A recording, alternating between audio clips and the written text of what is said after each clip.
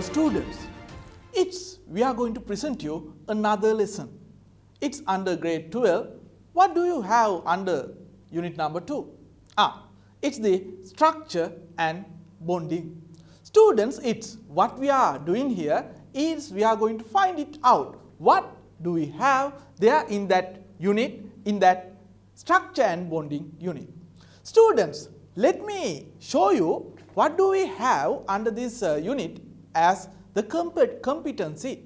So, the competency belongs to second unit is having, it relates bonding and structure to properties of matters. Then it's under each competency, hope you are now aware of or you are familiar with these things. You have competency levels. Students, as the competency level here in this lesson, we are going to find it out these. It analyzes the primary interactions of polyatomic systems. Polyatomic means you have more than one atom by means of determining the structure and properties of those matters. Then students, it's obvious that we would have some subject content here. So, when you check for the subject content here, you could find these things out. So, it's formation of chemical bonds. We are going to find it out what are bonds here. So, we are going to name them as primary attractions, secondary attractions. So, it's under those. You are going to find out these terms. What? Covalent bonding. So, hope you know these covalent bonding from your O-level life. Okay, let's find them out. What do we have under covalent bonding here in this lesson as well? Then students, it's regarding covalent bonding, we are going to find out single bonding, double bonding, triple bonding, such you have. Then it's electronegativity, right? Differences to compare bond nature. It's students, we are going to compare covalent bonding with ionic bonding. So, we are going to find it out the secret. Why is that some are forming covalent while some others are forming ionic, those bonding. Okay. So, those are we that have got here in this lesson. Then students, you could find it out these further. It's nonpolar as well as polar. So, those different types of covalent bonding, nonpolar covalent. So, you have here some examples being given. When same atom means same kind of element form, means same type of atoms form bonds. Then they are nonpolar. So, it goes under category polar when you have an electronegativity difference being found within the molecule. So, you are going to have these within this lesson. So, it's a coordination. Coordinate means dative covalent. Those bonding also we are going to consider here under this. Students, finally we are going to end this up with what? It's ionic bonding. Okay, then are you ready? Are you ready to talk about, means go through this lesson? So, students, it's bonding, it's covalent, ionic, metallic, those primary bondings we are having, those are called primary bonding. Those are the strong type of bonding. Then they form units. They form unit means they form either molecules or lattice structures. So, those units, sometimes ions you could take as a unit. Then those units are forming their secondary attraction forces, secondary interactions. So, it's throughout this lesson what you are having actually. We are going to talk about the bonding. Bonding is the heart of chemistry. Students, seeing bonding, knowing bonding, understanding bonding, you could understand many things regarding those chemicals, those compounds. So, then after we are going to consider about after bond formation, the units they form. Those units after bond formation they form, so could be found out molecules. So, as giant molecules, simple molecules. So then when you have a certain unit being continuing, organized in a particular way, pattern let's call, then we could call them lattices. So anyway, when you talk about units, these units among those units, they are maintaining weaker, it's quite compared to earlier bond types, it's quite weaker attractions. That's what we are going to find out, the secondary attraction forces. So students, it's within this unit, within this lesson, bonding and structure, you are going to talk about, you are going to find out bonding, then structures, then properties of those structures being given by those attractions, interactions, bonding. Their chemical behavior would be determined by those bonding and attractions. Their physical behaviors would be determined by those bonding and attractions. Then I'm going to start at the very first, the type of bonding, I'm going to give them in a chart. So all the bondings that you are going to find here in this lesson. So students, I could give you as in this way. So let's call it the bond map. So look at the bond map.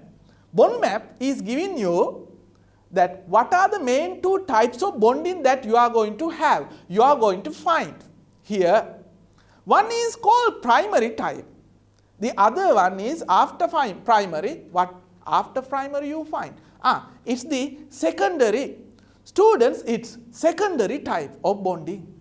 Students, then these primary types are the stronger type. They are the reason for formation of molecules, lattices, those units. Therefore, it's within molecules you could find these out. Therefore, we could call them within the molecule. Intramolecular bonding you would be having here. Then it's after formation of such units being bound through these stronger bonding. Those are the stronger type, this primary type. Those stronger bonding responsible for adjoining them together. Then after they form units. Among units you have interunits bonding. What is this interunit? Internations, it's international. So interunit, it's intermolecular attraction forces you get here. Then students, when you check for the names, when you check for the types that you have there under primary bonding, other stronger bonding, other reasons for having of those units being formed, then you could find it out, three main types. Hope you have already known, have already got this. It's in your O-level you learn two of them, right? So I guess, right. So it's students, you have learned that covalent in your O-level. From your O-level you have got to know with covalent. So it's ionic as well. But do you know these metallic? You have, within metals you have some such sort of bonding attractions that you can't explain using the models or using the pattern that you find within the covalent or ionic there. Therefore, it's another different type. We call metallic bonding. Students, we have those three types being the main stronger bonding. Then after they form units.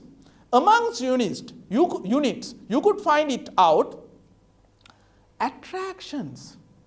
Those are not much stronger as of those bonding. Let's say let's name it in this way. Those people who live in the society, so those would gather there into units. Those are the units that you find within the society. What are the units that you have within the society? Families. Those are units that you could find within the society. So similarly, in chemistry, in chemicals, among chemicals, you could have such units. Those are nothing else but molecules. Molecules are the units you are having here, like families, right? So then within a family, you could find out stronger bonding. Its parents have bonding each other. That's the love, affection, and parents with their children, it's the love, affection. So then it's brothers, sisters, each others. So it's the love, affection. It's the relationship. It's, you could call, blood relationship. So it's anyway, those are bonding. Similar to that, it's within these chemicals, you have molecules representing the units of these. So among those atoms, you could find those being bound through stronger bonding. They form units. But a family alone can't live there in a society without interacting, without having any relationship with others. Similar to that, it's a molecule alone won't exist there. It's they would have some other molecules, neighboring molecules there. So then they would be dealing with them. They would be having attractions with them, interactions with them. It's what we call secondary interactions, attractions. We name them as intermolecular attractions. Then students, it's the secondary type. After formation of molecules, you get these types. It's intermolecular attractions. Students, within a molecule, you would find as a bulk the whole molecule. You could find it as an electron cloud. Just imagine. So when you consider this electron cloud regarding its symmetricity, it's whether it's symmetric or asymmetric. So based on that, there would be differently distributed electron clouds for sometimes. Different distributions of electron clouds, we are going to find them out. They are within molecules, making it two different, the distribution of the electron cloud. Two different means, two is di, different ends are poles. We are going to name them as dipoles. Then students, some molecules are having these dipoles as from the very beginning of the molecule you have those dipoles. Those are permanent. Those are permanent dipoles. Those are inherited dipoles, permanent dipoles. It's you get, we are going to find it out what this concept electronegativity is. So regarding electronegativity difference makes them differently distributed electron cloud. Till the molecule exists, you get this difference there. It's permanent. We call them permanent dipoles or just dipoles. Sometimes you find some molecules there being cool and calm, but some external factors make them, for sometimes, make them differently distributed. We call them induced dipoles. It's then, students, you could have such secondary attractions being evolved between ion with a dipole. They need to be oppositely charged. Then a dipole with a dipole. Then it's ion with an induced dipole. Then it's dipole and induced dipole. ID means induced dipole. So it's induced dipole, but for the reason that as a result of this different distribution is evolved just in within an instant. So it's we call instantaneous dipole and it's induced dipole. So those are the secondary attraction forces. So then students, though it's primary or secondary, it doesn't matter. We are going to find them out being attractions. Any bond would be an attraction. Could you imagine what kind of attraction you would get? Students, it's fundamental. It's the fundamental that all the times these attractions could arise between two oppositely charged species. Two oppositely charged species only could get attract each. If they are alike charges, they won't ever get attract. So alike charges, they get repel each other. So it needs to be the electrostatic attraction evolved between two oppositely charged species. We call them Coulombic forces as well. Then students, it's the basis. It's the basis of all these bond formation. It's the basis of all the bond formation. I'm going to reveal that. Okay, gently. So, student, what is a covalent bond? So, I guess that you already know what is the meaning of a covalent bond. How would you know that already? Means I guess it's from your O-level, right? Okay, from your O-level life, you have learned that it's sharing of electrons form a covalent bonding. So students, it happened to me as well. In my O-level life, I was taught as, before that, it was the introduction saying that, students, it's always an attraction would be formed between two oppositely charged species. Then I settled my mind to find it out, such attraction forces that evolve in between two oppositely charged species. Then my teacher told me, its sharing of electrons, a covalent bond would be formed. Okay, a covalent bond, it's a sharing of electron. Okay. Then, but I was having in my mind, it needs to be an attraction force. My teacher would show me where the attraction force truly is. But what I was given with, it's a sharing of electrons, a covalent bond is formed. It's sharing of electrons, a covalent bond is formed. So, it's at the moment I didn't see an attraction force truly given by that definition. Then students, I got confused. I thought, it's the way of a covalent bonding, so it might be the way. Anyway, so it might happen to you, might has happened to you as well. Okay. But students, later on, when I came to my A level, I found it out. You have electrons.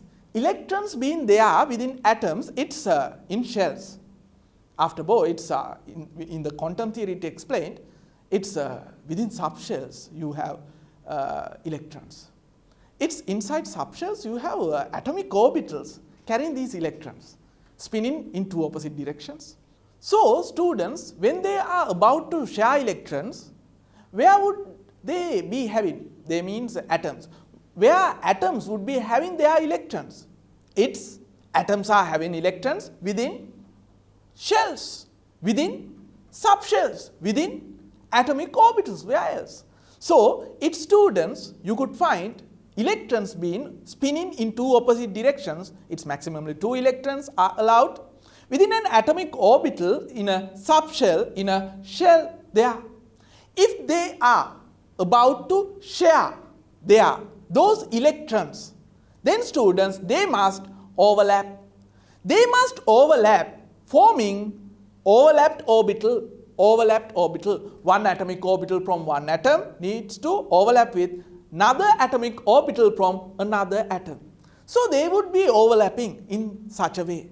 So it's for easy use, it's for my explanation, I have used just a S, spherical atomic orbital.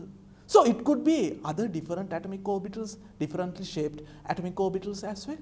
Students, it's one atomic orbital from one atom will overlap with another atomic orbital from another atom, forming a common orbital. What's this common orbital's name?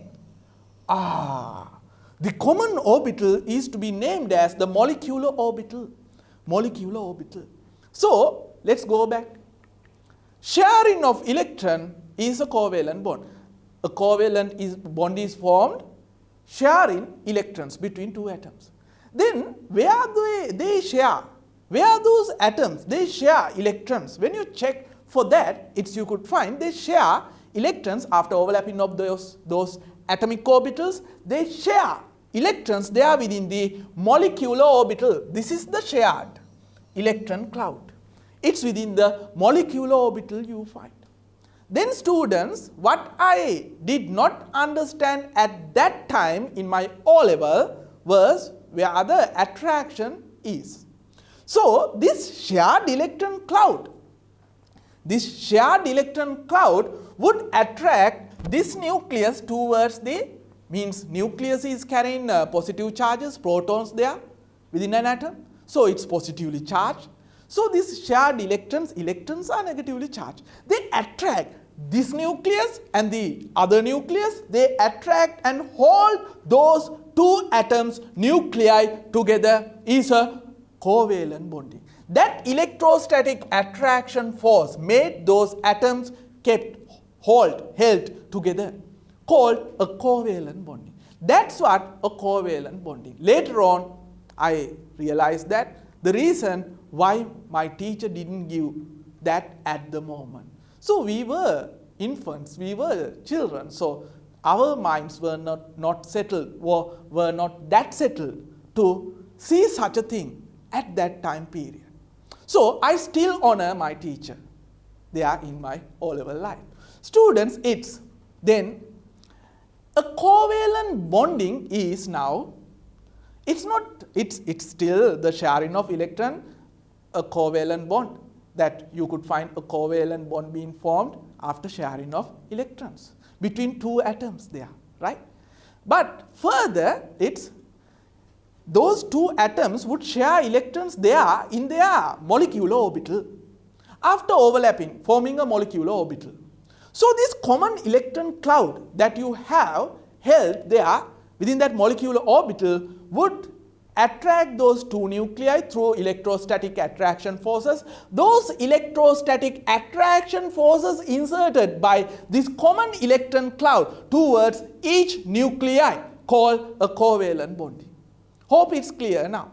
If you still give this definition for a covalent bonding, it doesn't matter. You give it doesn't matter. But it's quite like, it's asking where are you going, but saying that I'm having some coconuts in my bag. So it's quite like not the exact answer you are giving on that. Students, it's when someone is asking, seeing that it needs to be an attraction force, seeing that a bonding is an attraction force, if you have the thirst to see what's a bonding, then you need to be convinced with there is an attraction force. There is an attraction force between two oppositely charged species that after overlapping of those atomic orbitals, they form these molecular orbitals. Sharing electrons there inside the molecular orbitals, those shared electron cloud then would secondly attract each nuclei of those two atoms. That electrostatic attraction force, that electrostatic attraction force is a covalent bonding. Okay, hope you saw that. So it's that easy once when you understand. Okay, students, then it's there are many atomic orbitals. Means atomic orbitals could carry either one electron or two electrons. For sometimes, unfortunately, no electrons. Accordingly, we could call them as empty atomic orbitals, then halfly filled atomic orbitals, or otherwise fully filled atomic orbitals. Maximally, an atomic orbital could be filled with two electrons only. Based on that, you could name those atomic orbitals differently as empty, unpaired, paired. Those are the three different types of atomic orbitals you could have there. Then if they are willing to overlap, do they all are allowed? Means to form a covalent bonding. Could all of those overlap as to form a covalent bonding? It's important to see that factor as well. Are they all capable of forming a successful covalent bonding there? Let's find that out. Students, there would be, if you think about, theoretically, if you think about for possible overlapping, there could be different combinations. As you could imagine once, an empty atomic orbital overlapping with an empty another atomic orbital. So differently, you could imagine different possible combinations. Then, it's allowed to form a covalent bonding if, only if it's finally after overlapping, if it's having stronger attraction forces, means dominating attraction forces than its repulsion forces. Repulsions? Where would you get repulsions? Students, it's possible you to have there, even when a covalent bond is formed, there you could have some repulsions between two nuclei of two atoms. You could expect a repulsion. Then when you have an electron cloud amongst electrons, they would have repulsions. Then it's suppressing those repulsion. It's with their strength, if the attractions they are having between those nuclei of atoms with the common electron cloud. Only if those attractions are stronger than of repulsions, then only it would be allowed. It would be allowed to form a covalent bonding. Then only it would be a successful overlapping you could experience. Let's find it out. Let's check it for different overlapping means with different combinations. Let's check that whether it's allowed or not. When you have an empty atomic orbital trying to overlap with another empty atomic orbital, students, you don't get no electrons there in the shared atomic orbital. Means shared atomic orbital is nothing else but the molecular orbital. It's like the orange spot of Andy 7. So students, you won't get ever such a possible attraction, no attraction. You could just pretend like you are giving some contribution with rice if you are one Andy. So if all 7 are pretending like that, you won't ever get such a possibility. Means no porridge at the end you get, no result, no harvest, no product at the end you get. It's no attraction, only a repulsion you could expect there.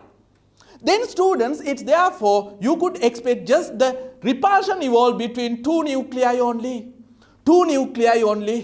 So it's no chance today for an attraction. Then it's when you have an empty atomic orbital being tried to overlap with unpaired atomic orbital.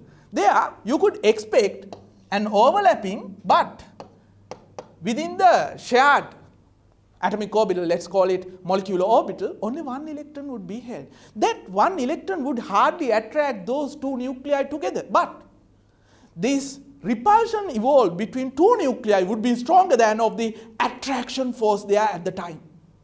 Students, therefore you can't expect any attraction force here. No bond here as well. No chance. Then students, when you check for a chance as an empty overlapping with a paired atomic orbital. So in the molecular orbital, if they form, there would be two electrons. That's our chance. That's what we were waiting for.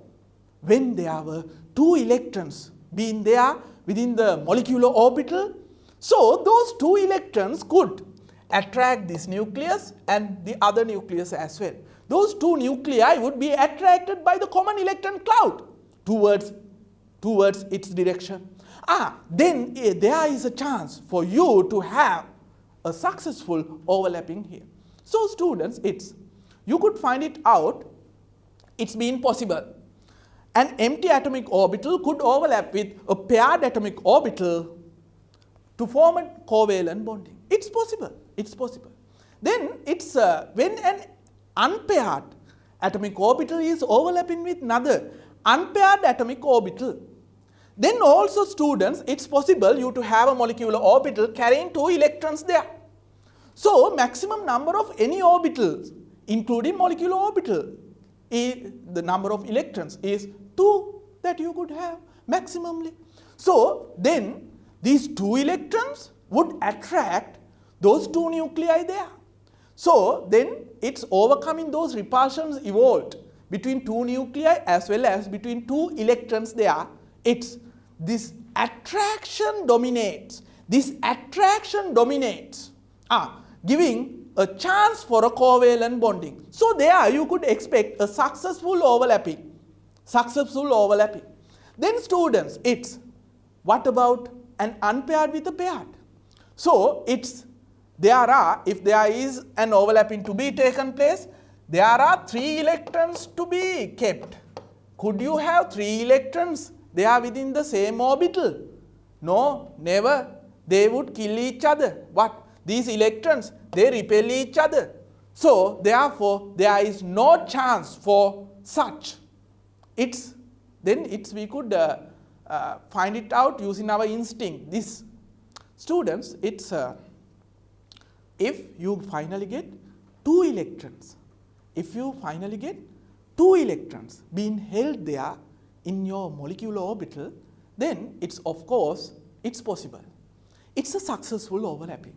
Otherwise, all the other possibilities, all the other combinations are not effective overlapping. Not effective overlappings you get. Then paired, it's no point of talking about that, right? Paired, they would have very, very strong repulsions between electrons. There are 4 electrons to be kept there within the same atomic molecular orbital. You can't have such. Okay, that's what. Then students, it's further, I'm going to explain something else as well.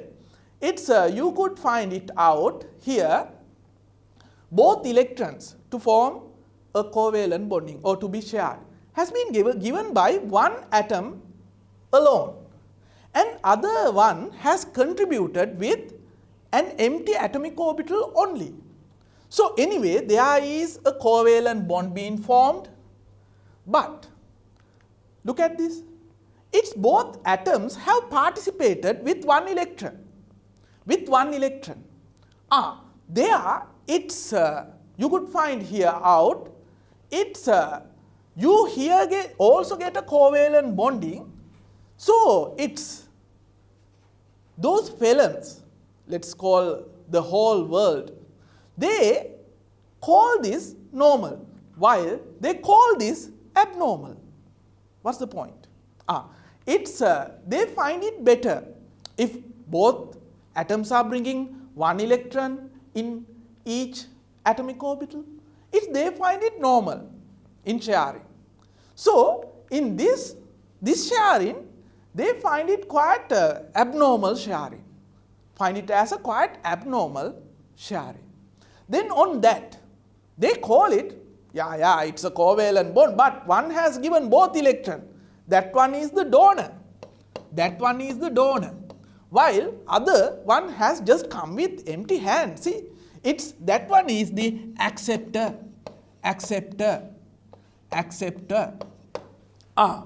In that context, they have got used to name this as a dative covalent bonding. It's identified as a dative covalent, while this is called a normal covalent. This is normal, this is dative. So this donor is given both electron, acceptor comes with empty hand. So then further they call, in our grade 13, one of grade 13 unit, we are going to find it out, the concept Lewis acids and Lewis bases. Then students, in that we are going to interpret a Lewis base as a lone pair donor. A lone pair acceptor is going to be interpreted or defined as a Lewis acid. In that sense, when there is a dative bond being formed, the donor is called a Lewis base. We are going to find it out soon in future. And this is the acceptor of lone pair coming with empty atomic orbital, going to be named as Lewis acid. Okay. So anyway, dative or normal, it doesn't matter. Finally, after forming a bonding, after formation of a covalent bonding, you can't recognize whether it's a normal covalent or dative covalent. So it's just my idea is that both are just covalent. Okay. Then students, we have looked at the fact that whether all the types of atomic orbital bringing one empty or paired of electrons, means 2 electrons, are capable of forming bonds or overlapping together. We check that out. Now, it is our duty to find it out. Different types of overlapping made by different types of atomic orbitals. What's that supposed to mean? Students, it's possible here, see, I have given the shapes of these atomic orbital as it's circular. Actually, in 3D sense, it's spherical. So these are spherical atomic orbitals, means they are s atomic orbitals. Anyway, it's not only s atomic orbitals all the time are gifted. It's possible between s and s, s and p, p and p, s and d, p and d, d and d, various different types of atomic orbitals to have such overlappings. Therefore, based on the type of the atomic orbitals where you get this overlapping, we could differently name the formed molecular orbital as, if it's a s overlapping with s, you could call it SS molecular orbital. If it's a s overlapping with p, it's a sp molecular orbital. If it's a p overlapping with p, it's a pp molecular orbital. So look at this. It's what we have already seen. So you could represent it either in this form or in a way like this. So the shared electron cloud would have a greater electron density. So it's a SS molecular orbital being formed between two s atomic orbitals. So the example is hydrogen, the easiest. So it's one hydrogen is carrying one electron there within its 1s atomic orbital. So when two hydrogens are going to overlap, they would be carrying their only electron within the same atomic orbital, 1s atomic orbital. Then students, those would get overlap forming a SS molecular orbital. This is the SS molecular orbital there you are going to find there out. Okay, what about PP? Students, it's possible you to find out some atoms having their unpaired electron within the, if it's a normal covalent bonding, unpaired electron within a p atomic orbital, has a dumbbell shape. So it's some such similar 2 or p atomic orbitals could overlap together. They could form a molecular orbital there. So they would form pp molecular orbital there. Let me give you an example. Students, shall we consider F2O Cl2? Whatever it is, it's the same. So F2 is having its electron, unpaired electron there in 2p. When it is Cl2, it is 3p. So I have taken F2. So FF, between F and F, you have one single bond being formed by overlapping of 2 of p atomic orbitals as one from each F. Okay, then students, it's the molecular orbital here you have got. You could call it a pp molecular orbital. That's the example. Then it's possible you to have one s being overlapped with p. So it's a sp molecular orbital you get there. This is it. You could have spherical s being overlapped with dumbbell shaped p there. There you get a sp molecular orbital. So then we had S from H, we had P from F. Let's combine it's H with F. We would get the example, it's the HF. Students, it's HF is having a molecular orbital, it's S going to overlap with a P, 2P, so it's a sp molecular orbital you are going to have there. Okay. Then it's when you have one overlapping being there between two atoms. Again, when you have one overlapping being there between two atoms, those would overlap as that the overlapping taken place there on the same line that you link two nuclei of those two atoms. Again, it's when there is an overlapping between two atoms, the first follows on the line that links two nuclei. It is a linear overlapping. It's the linear overlapping that you have there. Then students, it's all the rest of overlapping, if you have further, I'll consider that later on. Let's first look at the linear overlapping. So students, it's when you have first overlapping being done, it's on the line that link two nuclei. Therefore, it's a linear overlapping. The earlier all overlappings were made between those two atoms. It's on the line that link two nuclei. It's a linear overlapping. Then earlier all the overlappings, though it's PP, SP, so those were made on the same line that you link two nuclei of those two atoms. You take two atoms, you draw a line between two atoms, linking those two nuclei. If you find the shared electron cloud on the same line, we are going to call that a linear overlapping. A linear overlapping.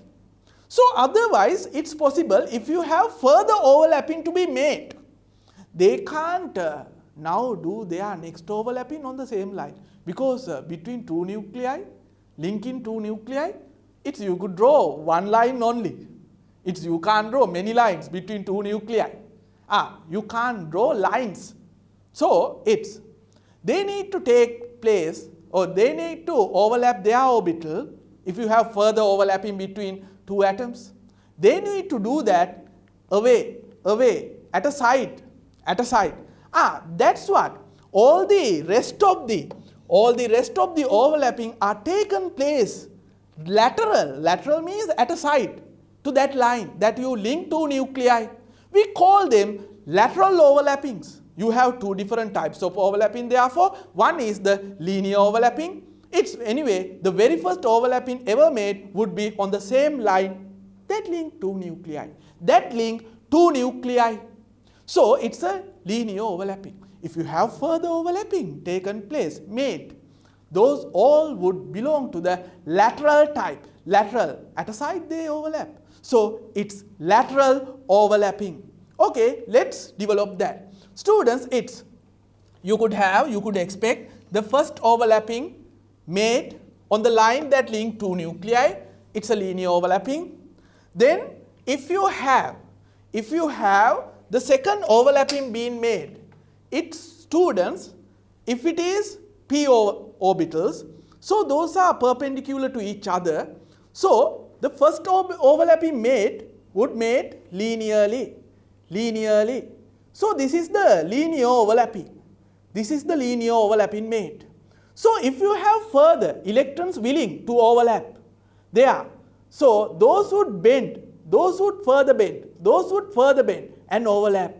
And would overlap at a side of that line that you link two nuclei. So it happens as a lateral overlapping. It's what we call a lateral overlapping. So you could expect therefore two different overlappings. One is the linear overlapping, the other is lateral overlapping. Are they equally strong? Those covalent bonds made by linear overlapping and lateral overlapping. Okay, let's look at that. Students, you could find that being when it's a linear overlapping. Let me skip that. So students, this is a linear overlapping made. This electron cloud would attract this nucleus with a F2 force. This nucleus with a F1 force.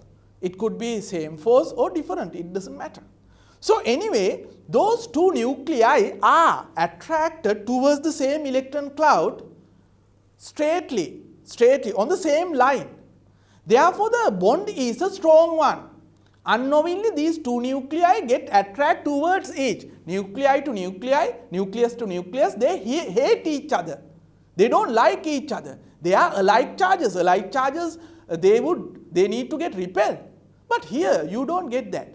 It's unknowingly, one nucleus think, I'm just getting attracted towards this common electron cloud. So other nucleus also does the same. So students, unknowingly these two nuclei got attract towards the same direction on the same line.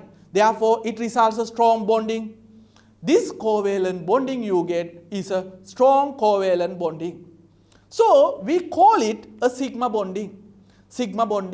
The bond electron cloud is left on the line that link to nuclei after a linear overlapping taken place. So, this makes nuclei to attract towards each other, resulting a strong this is very important, resulting a strong covalent bonding. Students, this is called a sigma bonding. This letter sigma is used to denote that. Then this is what we get there. It's a strong one. Then, if you have already got such a overlapping, the other overlappings, the other overlapping only would be taken place laterally. Let's talk about a lateral overlapping. Students, when you have, let's first find it out. When you have a lateral overlapping being made, it's at a site that link two nuclei. This is the line link two nuclei. It's at a site. You get this overlapping. So, overlap region here you could get. So, the common electron cloud here you could expect. So, this common electron cloud would attract this nucleus, let's say it's the same F1 force, this nucleus, let's say it's the same F2 force. But when you talk about these two atoms nuclei, do they attract each other? Of course, they attract each other. So, then when you check, it's, let me explain that simply using those ideas you find in physics. It's students, it's vector in this direction of this force. Let's say it's in an angle theta 1. So, it is F1 cos theta is the vector you get here as a result of that force towards the other nucleus. So, it is F1 cos theta 1 and it is F2 cos, let's say, theta 2. Therefore, it's just a vector only. It's just a part only, part of attraction only you get there. Therefore, it's not strong as much as of a sigma bond. Sigma bond. What you get here is a quite weak attraction compared to sigma. Here also you would be having a covalent bonding, sharing electrons, but it's quite weaker than of that sigma. We call it a pi bond. Pi bond. Students, it's the bond electron cloud is left at a site to the line that link two nuclei after a lateral overlapping taken place. This makes nuclei to attracted not straightly towards each other, but towards each other. So, it's but towards a place found laterally. Students, the attraction that the nuclei experience towards each other now not strong as much as of earlier it was. Now the bond is weaker than earlier. This is referred as what? It's a pi bond. It's a pi bond. Students, you could categorize bonds based on whether it's a linear overlapping or lateral overlapping as two types, as sigma bonds, pi bonds you would get. Okay. So, you would get sigma bonds being formed between H2. So, its HH bond is a sigma bond. Between FF within F2, between HF, what we have found out already. So, are sigma bonds. If you have got just one bond, it's obviously a sigma bond. If you have got more than one bond, one would be a sigma, rest would be pi. Okay, students, when there is an only one overlapping taken place between two atoms, it would always be a linear overlapping. When there is either double or triple bond formed between two atoms, one of those would be a linear overlapping while the rest is lateral overlapping. So, therefore, one would be sigma, the rest would be pi. So, further, when it is more than one bond, it's maximally between two atoms you could have three bonds, triple. So, it's one would be there sigma, other two would be pi. In a double bond, one would be sigma, other bond would be pi. So, students, this is a double bond between two O atom you get. So, it's one is sigma, the other is pi bond, pi bond. So, this is the same oxygen, dioxygen. So, it could be represented in this form as well. This is the sigma and this is the pi electron cloud. Okay. Then students, let's go to nitrogen. Nitrogen is having a triple bond between two nitrogen atoms. So one would be sigma, this is the linear overlapping made. The others would be, this is the sigma, the others would be pi bonds, pi bond. So easily we could give those. Then that's it. That's it we have got regarding covalent bonding. So we spent more time with these covalent bonding, finding out how those electrons being shared. Will it be the same regarding ionic bonding? Students, believe it, it won't take much time. It would be enough 1 minute for me to explain ionic bonding. Do you know ions? What are the ions you have ever experienced? Are cations and ions. Students, then you bring a cation close by an anion. So there would be an attraction made. That attraction would be an electrostatic attraction. That electrostatic attraction made between two oppositely charged ions, students, it's an ionic bonding. So that's it. That's it. It's just the electrostatic attraction force evolved between two oppositely charged ions. We call an ionic bonding. Ionic bonding. So that's what. But when it is an ionic bonding, from your O level you have a behavior, as I have experienced this. Students, they have a behavior with them as they start explaining from the atoms. Let's say it's sodium chloride. Then they start saying, it's the history of sodium. Sodium, once upon a time, sodium loses an electron forming Na+. Then students, for some reason, students think like that. It's the same electron taken by chlorine forming Cl-. Should it be the same electron that sodium removes to form a Na+ ion?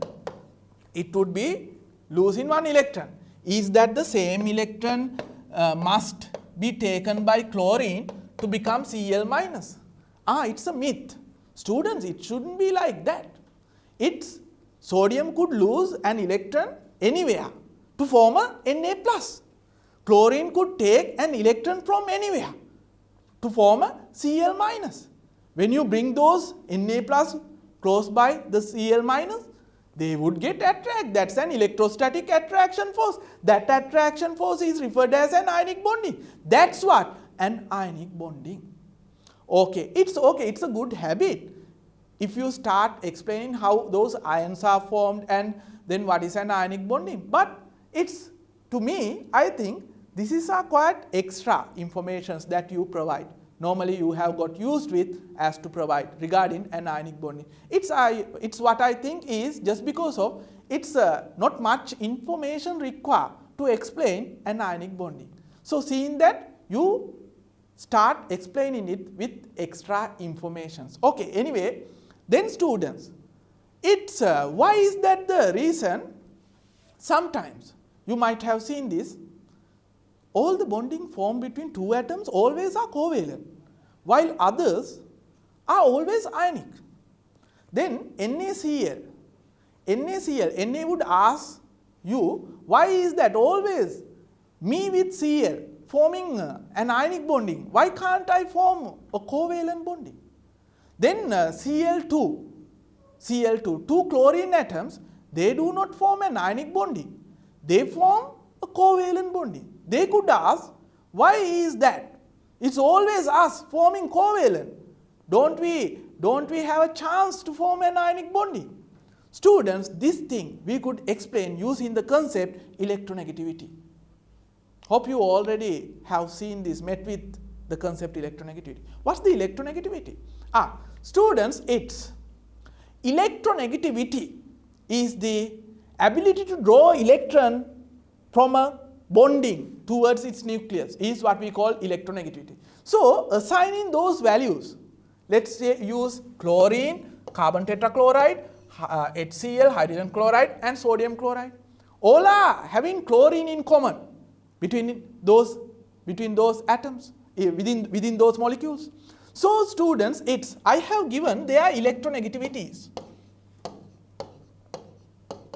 So the electronegativity difference here within Cl2 would be 0. Here the difference is 0.5. Here the difference is 0.9. Here the difference is 2.0. So with increase of the electronegativity difference, there are electron cloud within the bonding. That electron cloud, 2 electrons, would start shifting towards more electronegative atom. So here it would start shifting towards chlorine, making it slight negative, slight positive. Here also the same, slight negative, slight positive. Let's say it's a covalent bond, slight negative, slight positive. So students, everything has a tolerance itself. So when it is going beyond the limit, it would start separating fully. That's the reason this completely separates into 2 ions as Na plus and Cl minus, while others are still left as covalent. So this is 100% covalent.